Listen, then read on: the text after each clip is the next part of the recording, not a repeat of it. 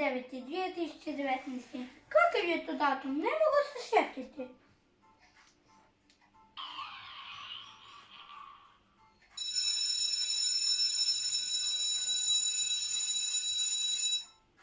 Ma naravno, moj prvi dan škole. Toga sam jutra ustao rano, spreman za školu i situaciju novu. Školi djeca, velika i mala, skupili se svi i nastala graja, ali posebno mjesto imali smo mi novi u školi, prvašići svi. Prijatelji svoje upoznao sam tad u učionici našoj narodnosnih vrata. Moj prvi B, tu je bio 6 djevojčica i 7 dječaka.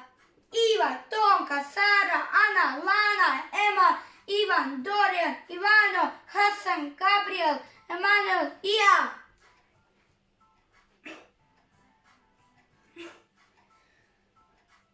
Učiteljica je naša, Anica se zove, uvijek je spremna za izazove nove.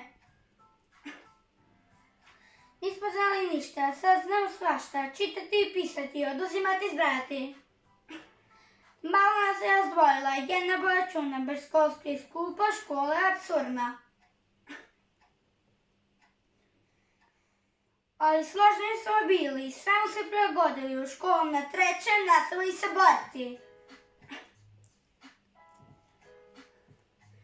Na kraju ipak, opet smo skupa s učiteljicom našom iz školskih klupa. Smijeh se čuje, pjesma se ori, to prvi B